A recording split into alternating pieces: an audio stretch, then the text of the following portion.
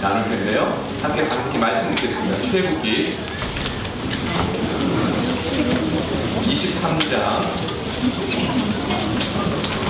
14절부터 19절까지 말씀입니다.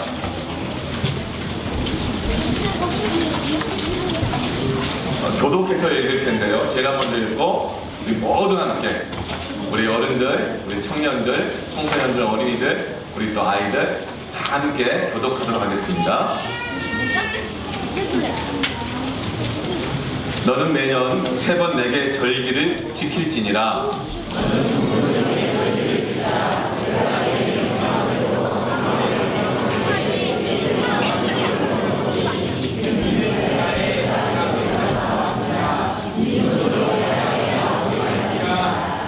맥추절을 지키라. 이는 내가 수고하여 밭에 뿌린 것의 첫 열매를 거둠이니라. 수장절을 지키라. 이는 내가 수고하여 이룬 것을 연말에 밭에서부터 거두어 저장 3인이라.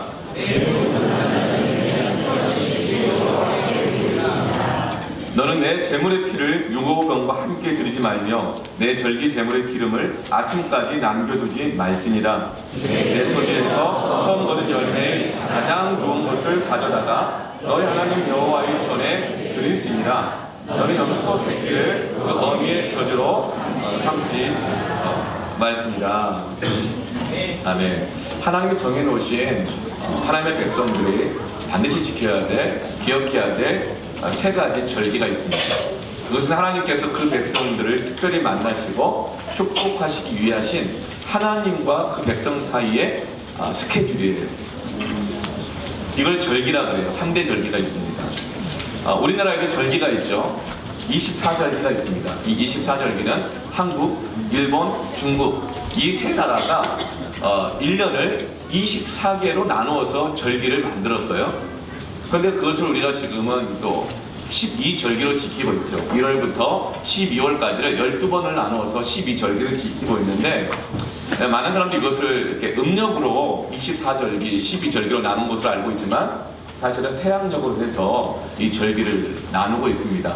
그래서 아주 머리가 좋으신 분들은 24절기를 다 기억하고 있는 분이 계시고, 그래도 또 꽤 이렇게 좋으신 분은 12절기를 다 이렇게 외우고 계시는 분도 계세요. 그런데 이 절기를 가만 들여다보면 다 전부 다 이게 농사와 관련이 되어 있습니다. 네. 제가 잘 못 외워가지고 입춘, 경칩, 청명 이렇게 해서 2월부터 4월까지 입춘이 2월이고 3월이 경칩이고 4월이 청명이고, 입춘은 봄의 시작을 알리고, 그리고 이 경칩은 뭐죠? 개구리가 깨어난다. 경칩인데 3월입니다. 그리고 청명은 봄 농사를 준비하는 게 청명이고요. 그 다음에 입하, 망종, 그리고 이 더위가 시작되어지는 것이 또 있습니다. 입하는 뭐냐면 여름이 시작된다는 거죠. 망종은 뭐냐면 뿌린다는 거예요. 씨앗을 뿌린다. 씨를 뿌리는 것입니다. 이렇게 12절기로 이렇게 나누어져 있습니다. 그리고 조금 더 작게 나누면 봄, 여름, 가을, 겨울 이렇게 4가지 계절로 또 절기를 나누기도 하죠. 그런데 하나님께서는 이스라엘 백성들과 관계를 맺으실 때 그 절기를 레위기에서는 7대 절기로 나누고 있지만 출애굽기 처음에 하나님께서 이 절기를 정하실 때는 3대 절기를 정해 주셨습니다. 이때는 특별히 이스라엘 백성들을 함께 성전에서 만나자고 하셨어요. 근데 이스라엘의 7대 절기, 3대 절기 이 모든 것도 전부 다 사실은 농사와 관련이 되어 있습니다. 그러니까 하나님이 우리가 먹고 살 수 있도록 인생의 계절을 딱 정해 놓으셨다는 거예요. 거기에 잘 맞춰서 씨를 뿌릴 때는 뿌리고 거둘 때는 거두고, 이렇게 해서 우리가 먹고 살 수 있도록 절기를 나누신 것을 알 수가 있습니다. 3대 절기의 첫 번째 이 절기는 따라 해봅시다. 무교절. 무교절은 뭐냐면 없을 무자에다가 이 효모 있죠, 효모. 네, 누룩 교자에다가 빵 병자입니다. 그러니까 누룩이 없는 빵을 먹는 절기예요. 그러니까 딱딱하고 맛이 없는 빵을 먹는 절기겠죠. 이때는 계절로 말하면 3월부터 4월입니다. 이때를 히브리 말로 아빕월이라고 하는데요. 이 3월부터 4월까지 이 사이에 무교절을 지킵니다. 그리고 이것이 구약에는 6월절이 됩니다. 그리고 이것을 신약에서는 부활절로 지키고 있어요. 이 하나하나 그 의미는 제가 나중에 또 여러분에게 설명을 해드리도록 하겠습니다. 그런데 이 모든 절기가 농사와 관련되어 있다고 그랬잖아요. 농사 지을 때 얼마나 할 일이 많습니까? 이 세상에서 먹고 살아갈 때 얼마나 할 일이 많아요. 얼마나 분주해요. 그렇죠? 그런데 하나님은 특별히 3번의 스케줄을 잡으셔서 그때는 성전에 다 모여서 하나님께 예배해야 한다고 말씀해주고 계세요. 먹고 살기도 바쁜데 계절의 변화에 맞춰서 살아가기도 힘든데 분주한데 왜 하나님은 또 특별히 3대 절기를 정하셔서 불러 모으실까? 왜 그때는 더 특별한 예배를 드리라고 하실까? 물론 안식년도 지키고 그리고 안식일도 지키는 예배가 있음에도 불구하고 3대 절기를 왜 특별히 정하셔서 또다시 부르실까? 이거 또 하나의 이 짐을 얹어주시는 것은 아닌가? 우리는 하나님의 말씀을 그리고 하나님과의 예배를 우리 신앙생활을 짐으로 여기는 경우가 있습니다. 왜냐하면 세상에서 살아가는 것이 쉽지 않기 때문에 그래요. 너무 바쁘고 분주하기 때문에 그렇습니다. 그런데 하나님은 오히려 너희가 세상에서 먹고 나가는 것 이것은 하나님이 정해주셨는데 그것을 우리가 다 감당하고 기억하고 해낼 능력이 없는 것을 알고 계시는 거예요. 그래서 하나님께서는 3대 절기를 통해서 이 세상을 살아갈 때 먹고 사는 것이 너희들의 힘으로 되는 것이 아니라 하나님이 축복하셔야만 살아갈 수 있다는 것을 깨닫고 경험하도록 하게 하시기 위해서, 다시 말하면 하나님이 축복하시기 위해서 우리에게 이 절기를 주신 줄로 믿습니다. 절기라고 하는 것은 무슨 뜻이냐면 히브리어로 모에드입니다. 모에드는 정해놓은 때라는 것입니다. 하나님과 우리 사이에 정해놓은 스케줄이라는 뜻이에요. 정해놓은 때. 무엇을 정해놓은 때일까요? 우리가 오늘 19절까지 읽었었지만 사실 20절부터 조금 더 다룰 텐데 20절 이하부터는 하나님이 우리와 약속하셔서 스케줄을 잡으시고 난 다음에 무엇을 정해놓냐면 축복을 정해놓으신 줄로 믿습니다. 그래서 오늘 말씀의 제목이 축복의 인생 스케줄입니다. 여러분, 하나님과 우리의 약속은 그리고 예배는 이 절기는 단지 우리에게 하나님이 또 하나의 이 종교적인 짐을 지워주는 시간이 아니라 하나님의 축복이 준비된 정해진 스케줄인 줄로 믿으시길 바랍니다.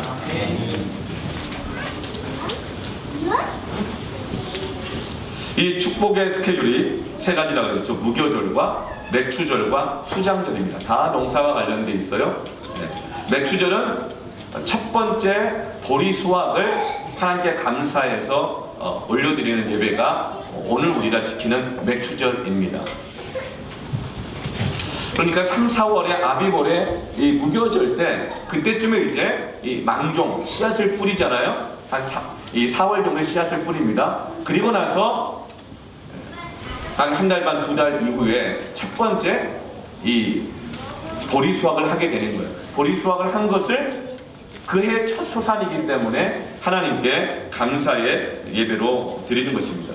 그리고 나서 수장절은 연말에 1년간 얻었던 모든 소출을 모은다는 뜻이에요. 곡간 안에 다 드린다는 거예요. 그러면서 내년을 그 다음 해를 준비하는 거예요. 그래서 지난 한 해를 돌아보면서 우리를 먹이시고 입히신 하나님께 감사의 예배를 드리는 것이 수장절입니다. 첫 번째로 무교절을 살펴볼 텐데요. 무교절은 바로 이때가 이스라엘 백성들이 출애굽했었던 때인 것이죠. 워낙 급하게 하나님이 애굽 땅에서 종노릇하던 이스라엘 백성을 건져내시니까 밥을 제대로 뜸들일 시간도 없는 거예요. 빵에다가 이 밀가루에다가 누룩을 넣어서 숙성을 시키고 발효를 시켜야 맛있게 먹을 수 있는데 하나님이 애굽에서 너무 빨리 구원해내시니까 그걸 준비할 시간이 없어서 뜸도 들여지지 않은 딱딱한 빵을 먹게 된 것입니다. 그래서 그것을 우리를 하나님께서 구원하신 것을 기억하여 무교절을 지키는 거예요. 아, 그때 이렇게 하나님이 우리를 구원하셨구나. 그때를 다시금 기억해내는 것입니다. 그래서 지금도 이스라엘 사람들은 이 무교절 이 기간 동안은 7일 동안은 맛이 없는 떡을 먹어요. 뜸들이지 않은 밥, 발효되지 않은 빵을 7일간 먹으면서 이 세상의 즐거움, 애굽 땅에서 비록 종노릇은 했지만 그렇게 애굽 사람처럼 되고 싶고 그렇게 살고 싶었었던 세상이 주는 이 쾌락들을 끊으면서 그것보다 더 중요한 것, 애굽 땅에서 자리 잡고 잘 살고 애굽 사람처럼 똑같이 비슷하게 살아가는 것을 사모하는 것이 아니라 하나님이 나를 구원하여 주신 것, 하나님의 백성 되는 것을 더욱더 감사하며 기념하는 예배가 무교절인 것입니다. 그리고 이 7일 동안에 아마도 10가지 재앙이 있었던 것 같아요. 그러면서 하나님이 이스라엘 백성을 건져내려고 하셨고, 바로왕은 안 놔주려고 막 계속 괴롭히고 있었고, 그리고 나서 7일 이후에 출애굽을 할 때에 마지막 재앙이 장자의 재앙이죠.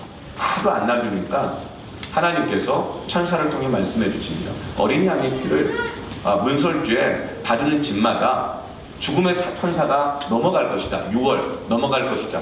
그러나 그것을 믿지 않는 그 가정마다, 집안마다 이스라엘 백성이든지 애굽 백성이든지 애굽에서 종노릇하는 또 다른 이방 족속이든지 다 그 장자가 죽게 될 것이다. 이 말씀을 주셨어요. 그런데 그것을 믿은 사람들은 이스라엘 사람이나 다른 종노릇하는 이방 족속이나 애굽 사람이나 누구든지 다 구원을 받은 줄로 믿습니다. 근데 그걸 안 믿는 거예요. 이스라엘 백성이나 다른 이방 족속이나 애굽 사람이나 안 믿은 사람들은 다 그날 밤에 장자들이 다 죽는 재앙을 받은 것입니다. 그래서 이 무교절의 마지막 일이 뭐예요? 죽음의 천사가 넘어갔다. 그래서 6월절인 것이죠. 6월절은 죄와 사망과 심판에서 우리가 구원받은 것을 기억하는 날입니다. 이스라엘 백성들은 죽음을 넘어서 시작된 민족이죠. 그런데 우리가 바로 그런 것입니다. 그래서 우리가 인생의 새로운 출발을 하기 위해서는 예수 그리스도를 믿어야 합니다. 그래서 3월과 4월이 아비벌인데, 태양력으로 따지면 이때가 3월, 4월인데 이스라엘 백성들은 이때를 정초로 삼습니다. 1월로 삼고 있어요. 왜냐하면 자기 민족이 새롭게 시작되었기 때문에. 여러분, 우리를 예수를 만난 이후로 우리 인생의 새로운 계절이, 절기가 시작된 것입니다. 보라, 이전 것이 지나갔으니 새 것이 되었도다. 우리의 인생의 절기는 예수를 믿기 이전과 이후로 달라집니다. 우리는 이미 그 6월절을 경험한 사람들이죠. 이것이 신약에서는 이 6월절이 어떻게 지켜지죠? 예수님의 십자가 고난을 준비하는 일주일 동안의 그 고난 기간을 거치고 나서, 그리고 부활하신 그날, 모든 사망 권세를 깨뜨리시고 죽음이 우리에게서부터 넘어간 날, 그래서 신약에서는 6월절을 부활절로 지키는 것입니다. 두 번째로 맥주절은 이제 6월절을 기점으로 해서 49일이 지나고 난 다음에 50일째가 맥주절이에요. 씨앗을 뿌렸던 것이 이제 첫 소산을 얻어서 하나님께 열매를 올려드리는데, 참 놀랍게도 6월절부터 49일 지난 다음에 50일째가 맥주 감사절이에요. 그래서 맥주절을 77절이라고 구약에서 이들은 불렀어요. 7 곱하기 7은 49일이잖아요. 우리가 시작된 지 49일 만에 하나님께서 우리에게 첫 소산을 주신 것을 감사함으로 예배를 드리는 것입니다. 그 77절이라고 그래요. 그런데 이것이 놀랍게 신약에서는 어떻게 되죠? 오순절이라고 합니다. 이 77절 오순절이라 불러요. 순이라는 뜻이 뭐죠? 우리나라 말로 50이라는 뜻, 열이라는 뜻입니다. 오순, 그러니까 50일째라는 거예요. 오순절 때 어떤 일이 있었죠? 성령이 강림하셨습니다. 마가다락방에 성령이 강림하셨고 최초의 교회가 탄생한 거예요. 근데 맥추절 때는요, 이때가 어떤 때냐면 두 가지의 이 의미가 있습니다. 구약에는 모세가 시내산에 올라가서 율법을 받은 날이에요. 이스라엘 백성들이 출애굽하고 난 다음에 3개월째 되었을 때라고 해요. 그 무렵에 시내산에 올라가서 40일 동안 하나님으로부터 율법을 받았습니다. 율법을 받았는데 그 산 아래에서는 이스라엘 백성들이 뭐하고 있었죠? 기다리지 못하고 자기의 방법을 만들고 자기가 만든 방법대로 예배를 드렸어요. 그것이 바로 금송아지 신앙이에요. 모세는 기도하고 말씀을 받으러 간 그때에 이스라엘 백성들은 자기 방법대로 자기 때에 자기 모양으로 금송아지를 만들고 이것이 하나님이라고 불렀어요. 그리고 여호와의 절기를 지켰다 그랬어요. 그것이 바로 우상숭배라고 하죠. 우상숭배는 뭐예요?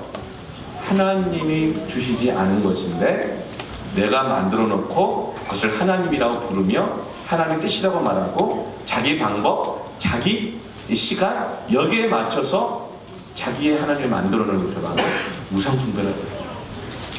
그것을 보고 하나님이 아주 진노하십니다. 그리고 나서 이스라엘 백성들 가운데 무서운 심판이 임하게 되어져서 몇 명이 죽어요? 3,000명이 죽습니다.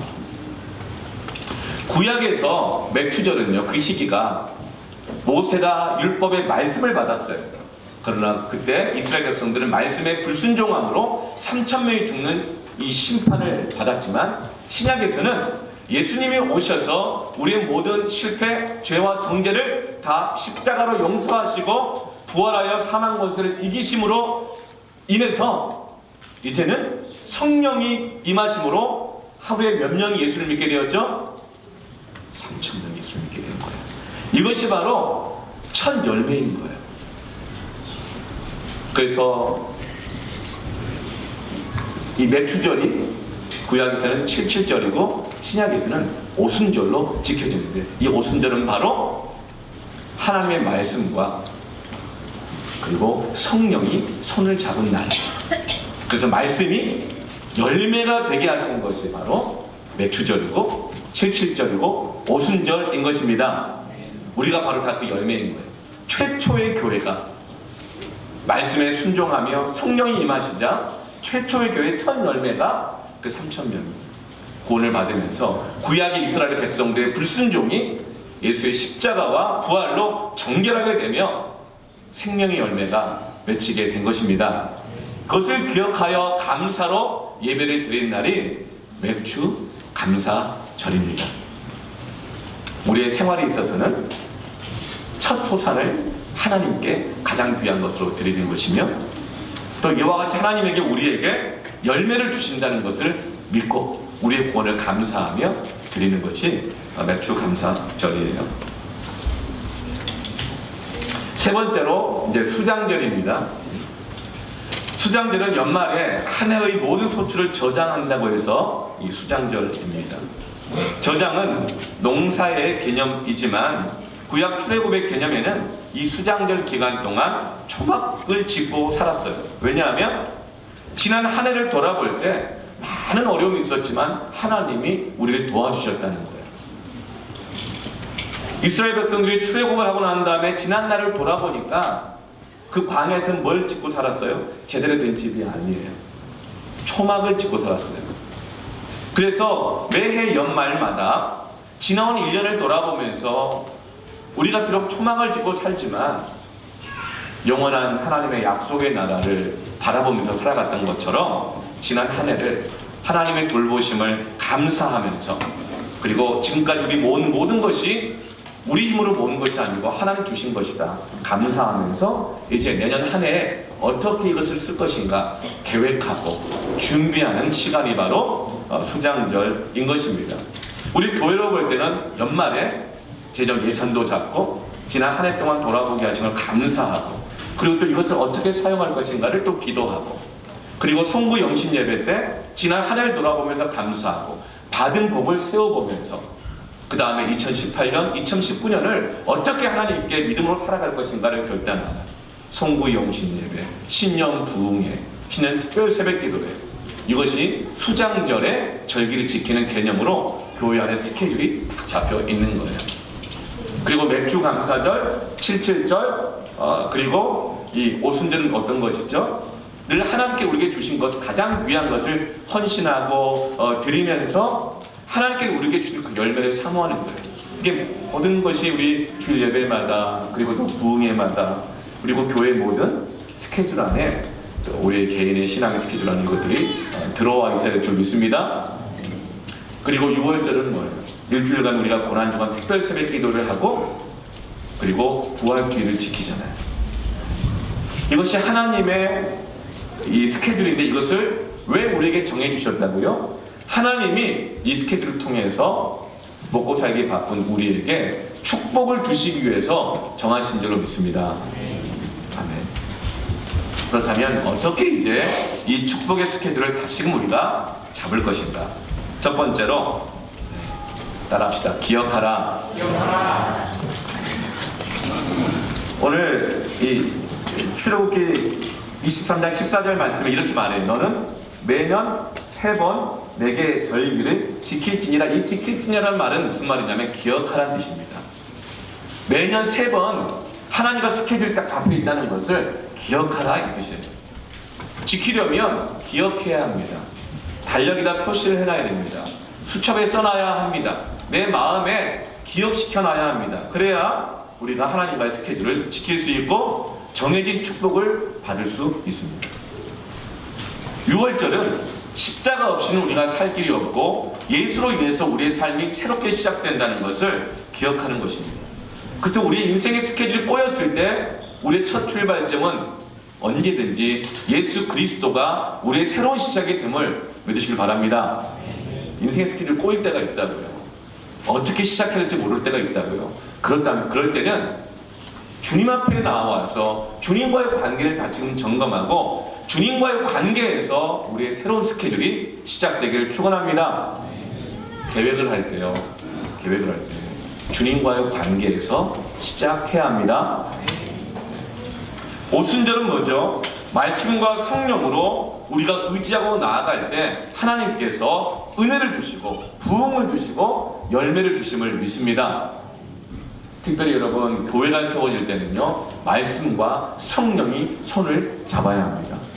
말씀과 기도가 손을 잡아야 합니다. 그러면 열매를 맺습니다. 우리 개인의 신앙의 스케줄 속에 말씀과 성령이 손을 잡고 있습니까? 내가 말씀을 묵상하고 있습니까? 말씀과 성령의 손을 잡는 것이 무엇인지 아세요? 말씀과 언약은 좀 차이가 있습니다. 이게 성경 말씀이에요. 이 말씀 아예 달다 외울 수도 있어요. 근데 하나님은 늘 이렇게 말해요. 언약을 청종하는 자에게 형통하게 하고 복을 주시리라. 언약은 뭐죠? 관계 속에 있는 말씀이 언약입니다.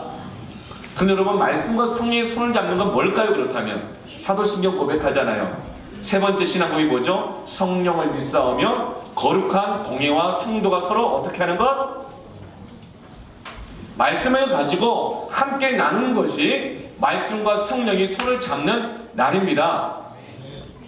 여러분, 우리가 주일 예배 때 말씀을 선포하잖아요. 그 말씀을 가지고 내가 기도하는 겁니다. 그때도 내가 개인 안에서 하나님과 나 사이에 말씀이 손을 잡게 되는데, 정말 여러분, 하나님이 예비하신 축복을 받으려면 따라합시다. 패밀리 안에서 말씀과 성령이 손을 잡아야 한다. 여러분, 패밀리 모임이 여러분에게 하나님이 축복하시는 영적인 스케줄로 잡으신 줄로 믿으시기 바랍니다.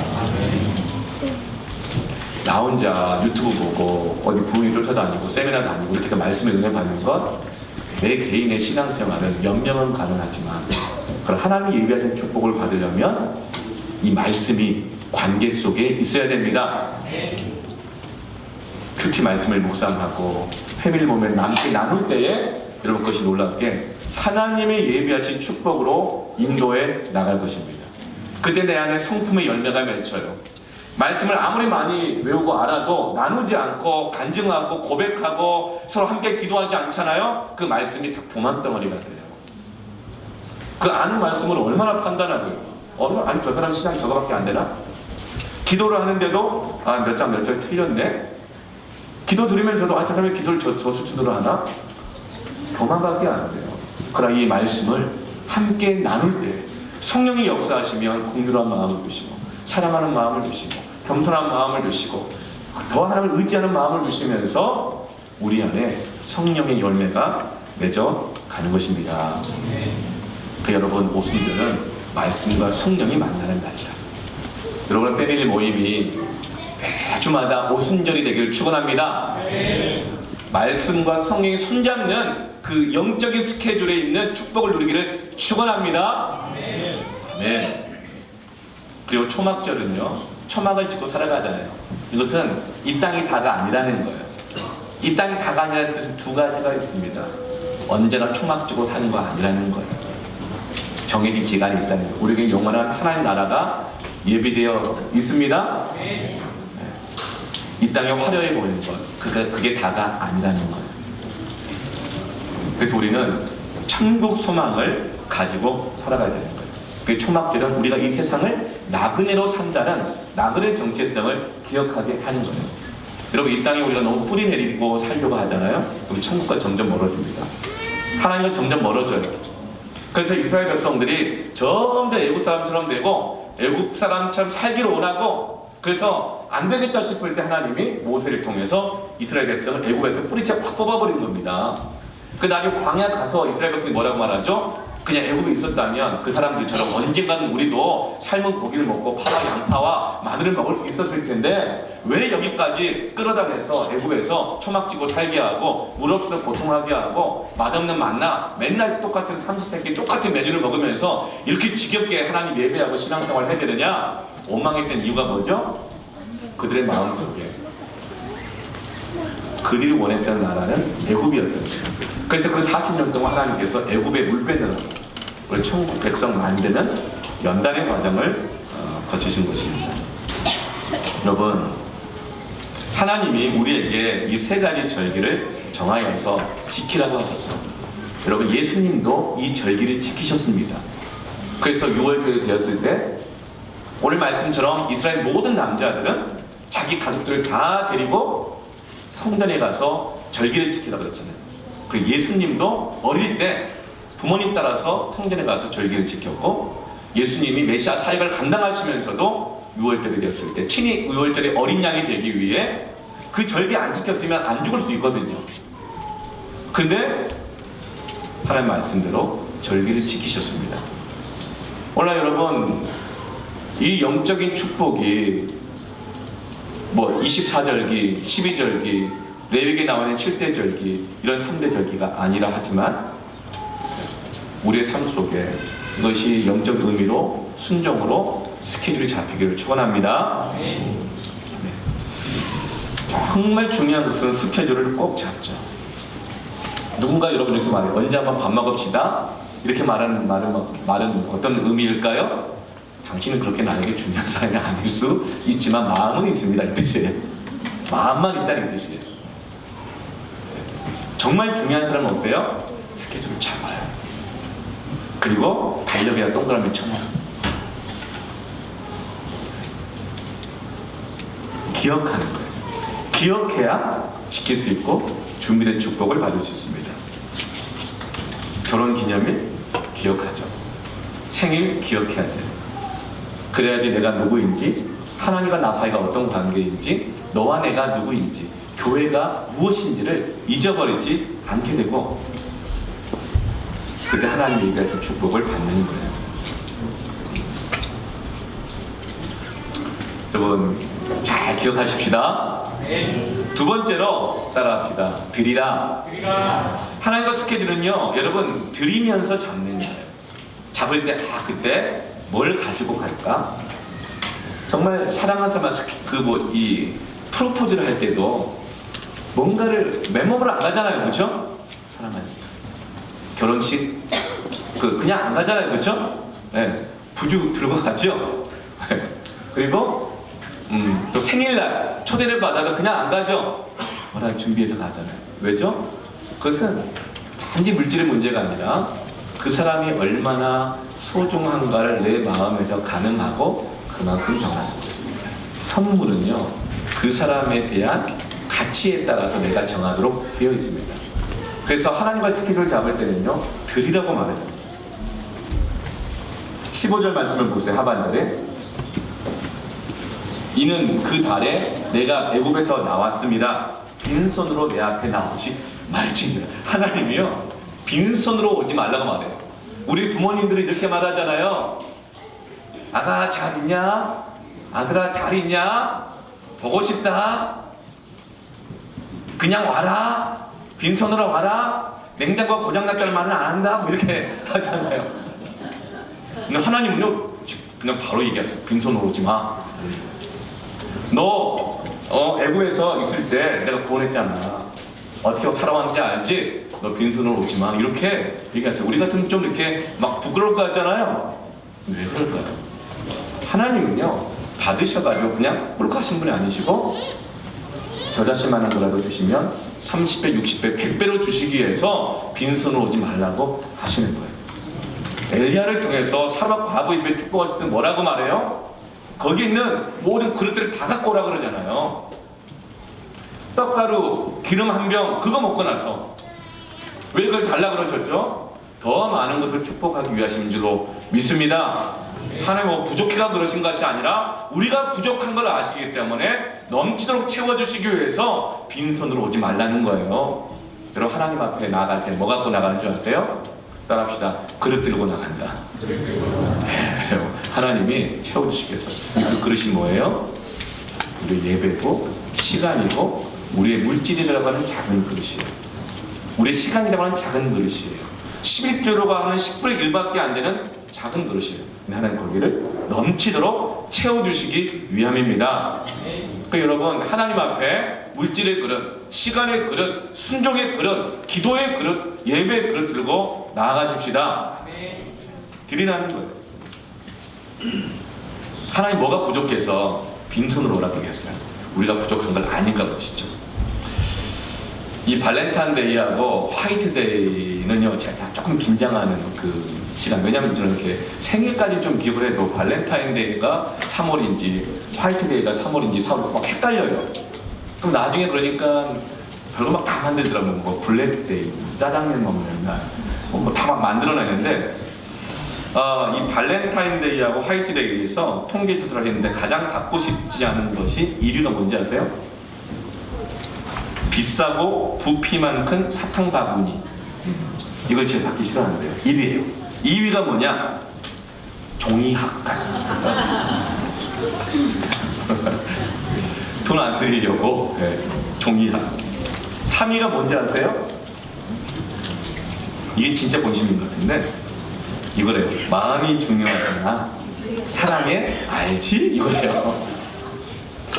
마음이 중요한 거지 사랑해? 알지?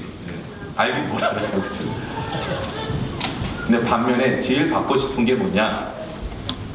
상품권, 현찰, 이거래요. 이게 솔직한 마음인 것 같아요. 근데 여러분, 하나님이 제일 받고 싶은 것, 제일 기뻐하시는 것은 뭘까요?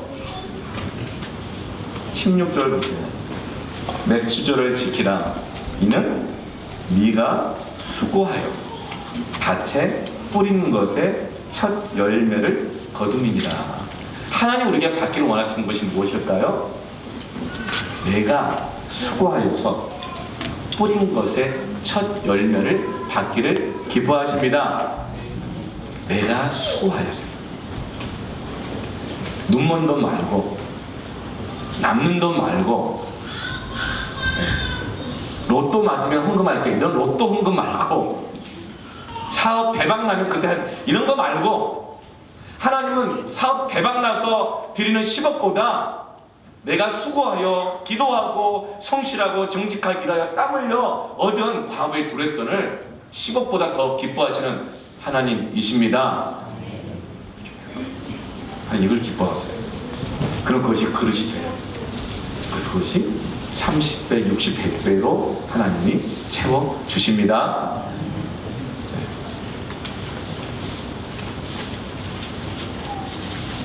그 천 열매를 하나님께 드리는 거예요.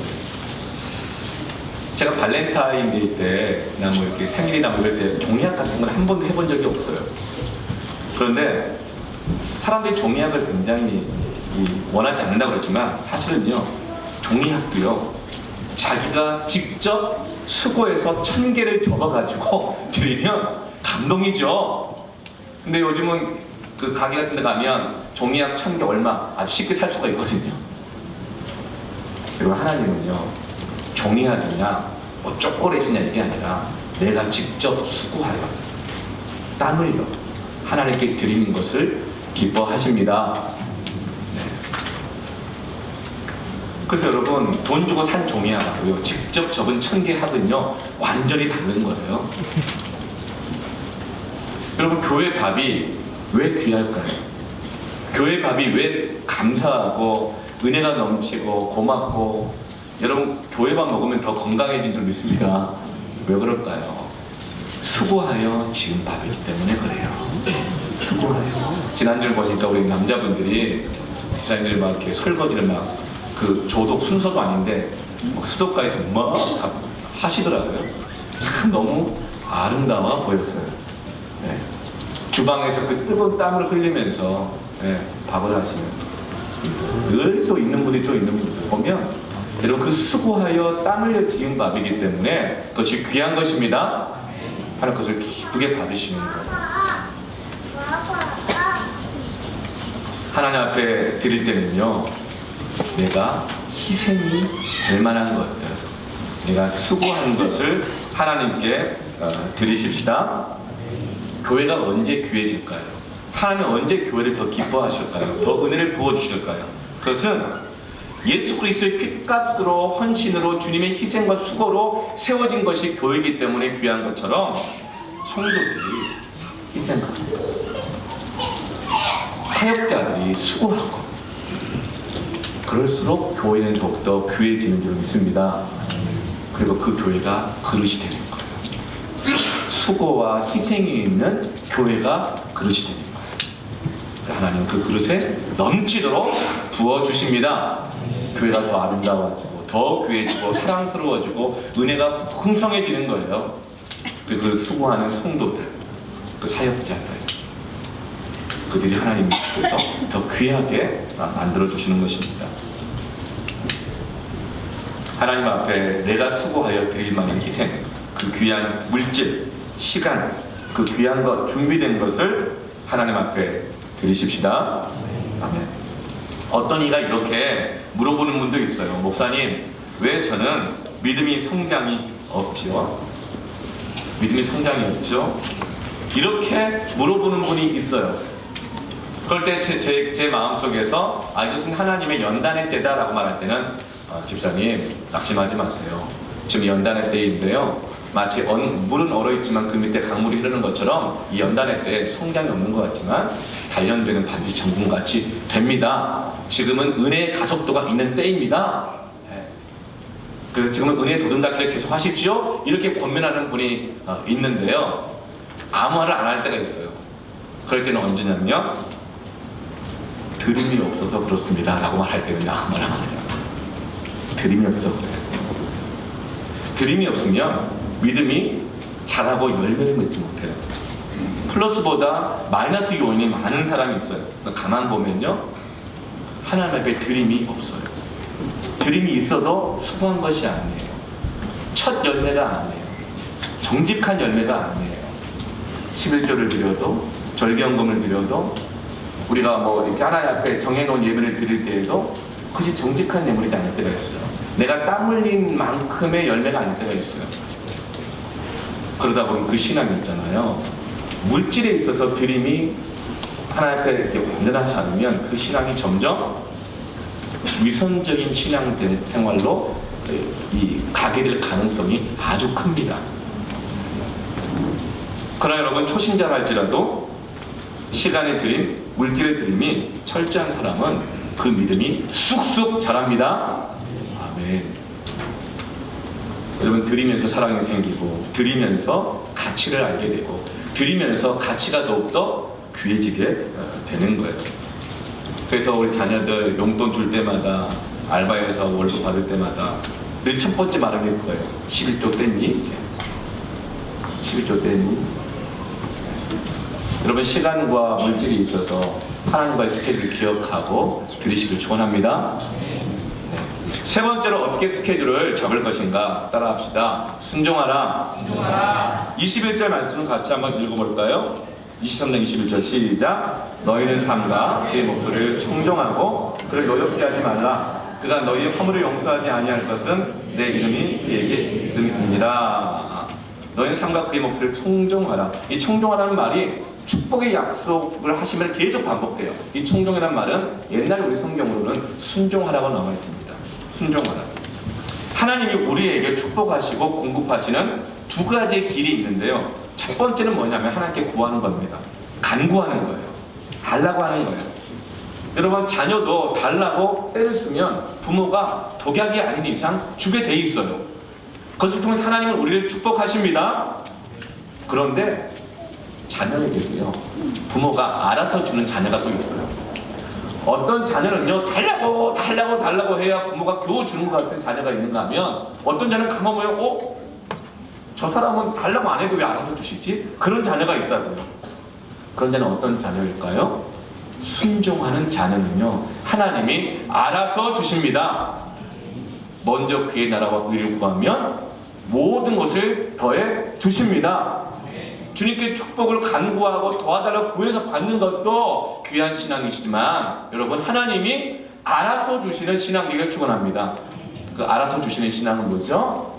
순종입니다. 하나님 우리의 형편을 다 아신다는 거예요.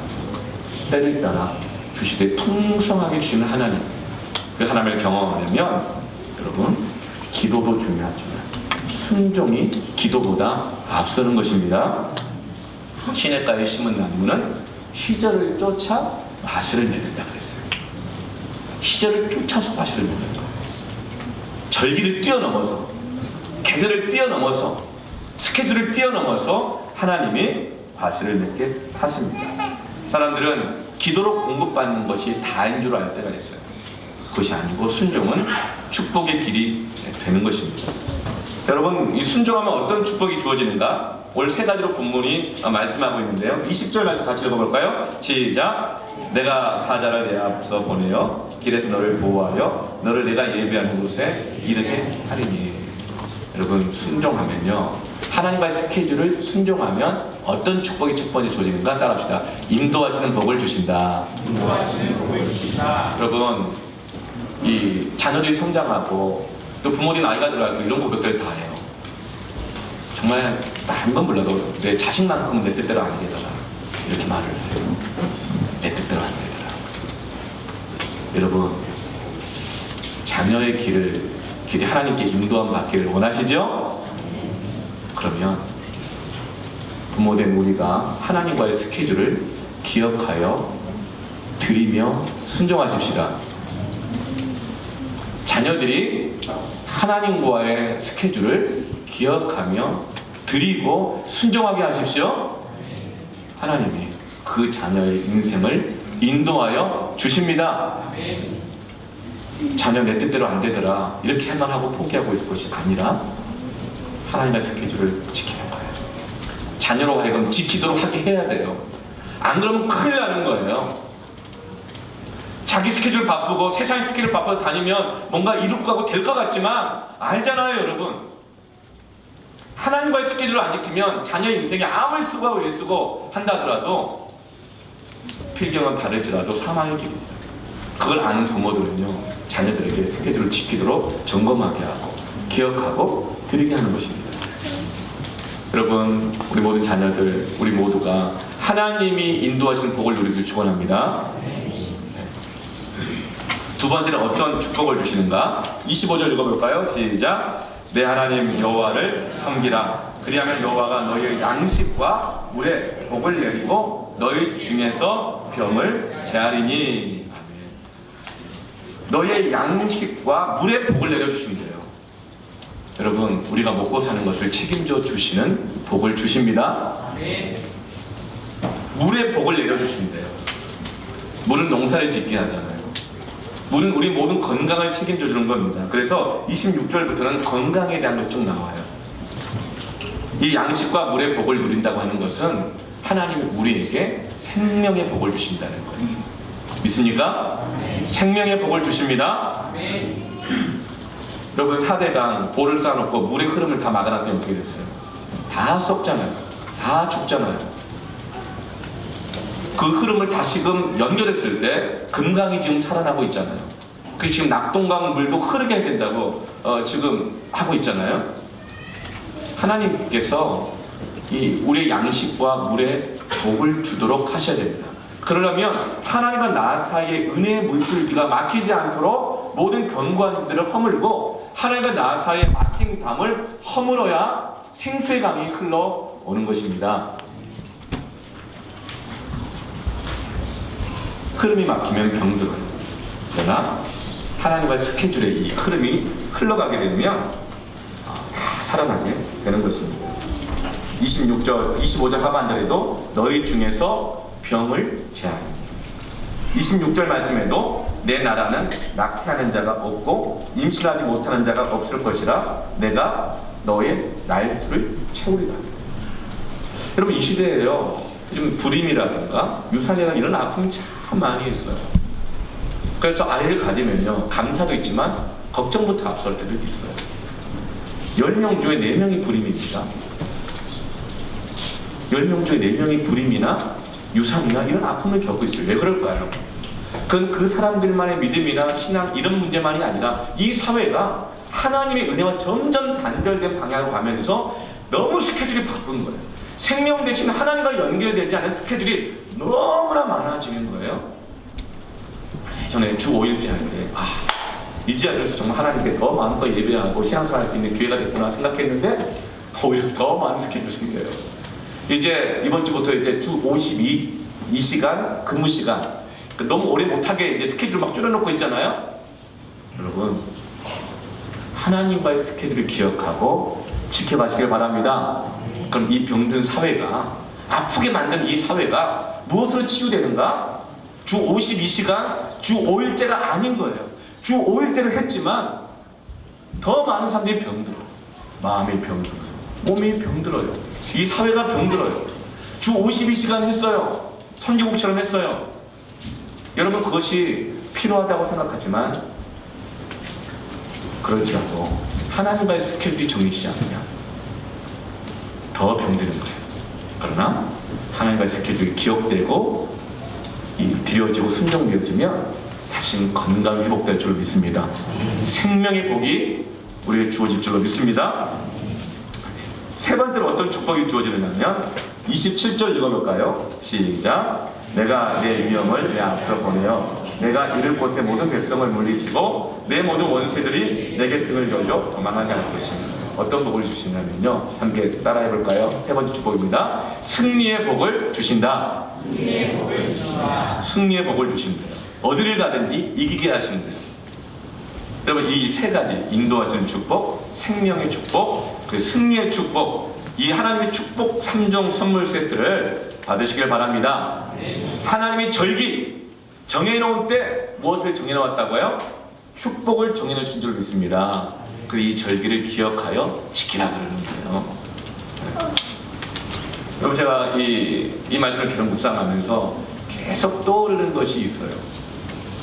지난주에는 우리가 후원하고 있는 선교하고 있는 태국의 메사이 지역에 있는 13명의 청소년들이 지금 동굴에서 실종이 돼가지고 지금 못 찾고 있잖아요. 태국에서는 온 국민들이 다 불공을 드리고 있어요.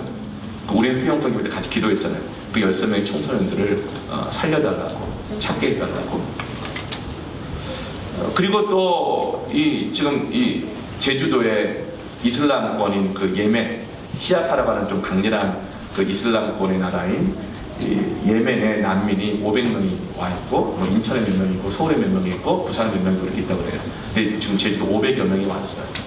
그걸 보면서 어떻게 할 것인가? 받아들이지 말아야 된다. 또 받아들여야 된다. 이런 논란이 많이 있습니다. 근데 그 생각이 계속 기도하면서 나고 있는데, 그때 TV 방송을 봤는데 하모 씨가 이 예멘에 자녀가 5 있는 한 가정을 집으로 받아들여서 같이 생활한다는 거예요. 그럼 이것이 어찌 보면 난민이 이 시대에 지금 이 세계 사회에서 큰 이슈잖아요. 그것이 하나의 대안이 될 수 있다고 방송에서 나왔어요. 근데 하못이라고 하는데 그때 번뜩 드는 생각이 나는 사람이 있더라고요. 제가 예전에 성균관제 간사 사역했던 그 시절에 감리교신학당에서 복음을 전하고 성경 공부하고 제자 훈련을 했었어요. 근데 그 중에 한 학생이 하현용이라고 하는 감리교신학대학 학생이 있었습니다. 근데 그 친구와 함께 이제 성경 공부도 하고 제자 훈련을 했는데 그 친구가 나중에 목회를 하다가 목사를 받은 목회를 하다가 어느 날 모든 목회를 다 접고 제주도로 내려갔다는 소식을 들었어요. 그리고 거기 제주도에서 한림읍에서 해물라면 장사를 하고 있다는 제가 소식을 들었어요. 그래서 이제 걱정이 돼가지고 그 가게 이름이 빅데디입니다. 여러분 제주도 가시면 한림읍에 가셔서 빅데디 가게를 찾으시고 제 이름을 얘기하시면 홍합 하나 더 얹어주고 네. 마음이 너무 아픈 거예요. 얼마나 큰 어려움이 있었길래 목회를 접고 세상에 제주도 가서 라면 장사를 하나 걱정이 돼가지고 연락을 해봤더니 그게 아닌 거예요. CGN TV에서도 한번 나왔더라고요. 이 세상에 많은 교회가 있는데 또 하나의 교회가 되기를 원하지 않는다는 거예요. 그리고 갈수록 세상과 너무 단절돼 간다는 거예요. 그래서 자기는 나 해물라면집 하면서 자족하고 그리고 거기서 함께 거기에 동의하는 몇 가정과 함께 떨기나무 공동체라는 공동체 생활을 하면서 한 집에 같이 사는 거예요. 그리고 해물라면집을 이 비즈니스 미션을 하는 거죠. 자비량으로. 그렇게 하면 공동체 생활하면서 교회면서 공동체면서 선교면서 이거를 해나가고 있는 아주 실험적인 목회를 하고 있다는 얘기를 그때 들으면서 참 놀랍다. 귀하다, 훌륭하다. 그때 이렇게 고마워하고 축복해줬어요. 근데 이 하못이라고 할 때 번뜩 떠오르는 거예요. 제가 알아보니까 정말 이 하현영 목사가 예멘의 가정을 받아들인 거예요. 제가 어떻게 받아들이게 됐나 궁금해서 물어보니까 이렇게 얘기하는 거예요. 떨기나무 공동체라고 이 거룩한 비전을 위해서 함께 공동체를 이루고 교회를 이루면서 선교 사역을 하면서 공동체를 이루었는데 같이 살다 보니 이것도 다르고 저것도 다르고 멀리서 볼 때는 몰랐는데 가까이 살아보니 실망스러운 것도 막 보이고 싸우고 아프고 그러다 보니까 한 가정이 떠난 거예요. 그것으로 인해서 그 공동체 안에 큰 상처가 있었어요. 그래도 굉장히 괴로워했거든요. 왜 그럴까? 그러고 있던 차에 방송을 보는데 예멘의 500명의 난민들이 거할 곳이 없어서 지금 먹지도 못하고 제대로 자지도 못하고 있다는 거예요. 그런데 한 가정이 떠난 그 방을 딱 빈 방을 보는데 이런 마음이 들더래요. 여기 와서 살면 되겠네. 그래서 아무도 받아들여주지 않았던 이슬람 사람, 무슬림들, 예멘 사람 한 가정을, 자녀가 5이 있는 그 가정을 그 공동체 빈 방으로 받아들여서 지금도 같이 생활하고 있습니다. 여러분 이것을 바로 성경에서는요 선교라고 그래요.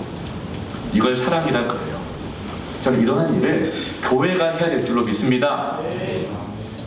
하나님이 원하시는 사랑과 정의는 뭐냐면, 선교는 뭐냐면요, 나그네 된 자들을 돌보는 거예요.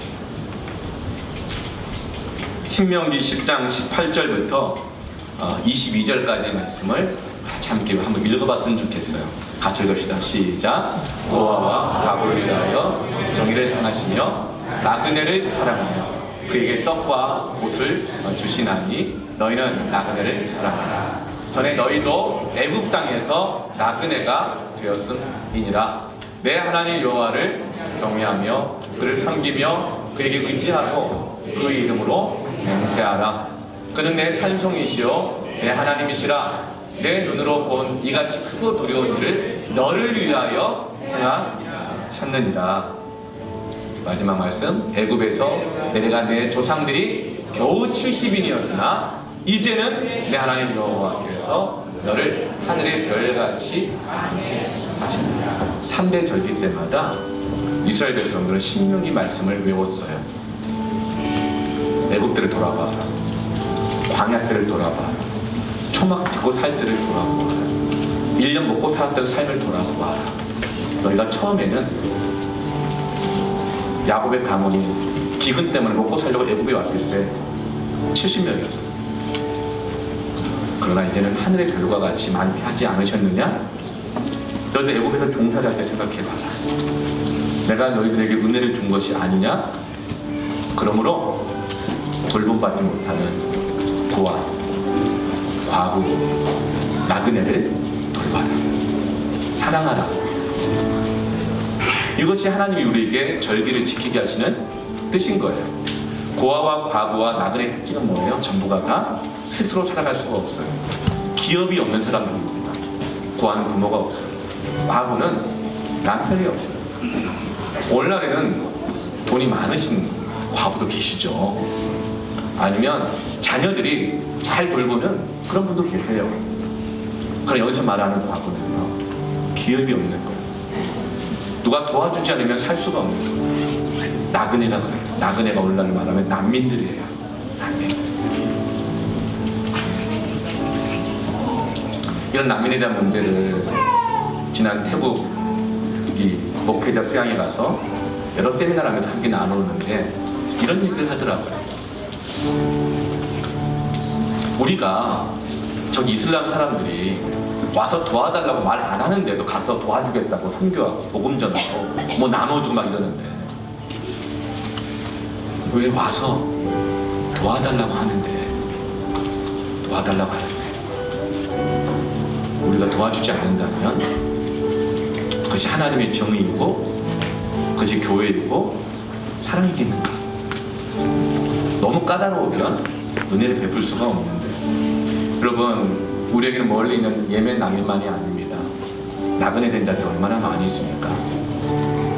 지금도 나그네 같은 마음으로 어디 마음 둘 데 없어서 힘들어하는 영혼들이 얼마나 있겠습니까? 여러분, 그 나그네를 우리가 사랑하고 섬기기를 원합니다. 그것이 하나님이 우리에게 절기를 정해주신 거예요. 그러면 하나님의 축복이 우리에게 넘치도록 나타날 줄로 믿습니다.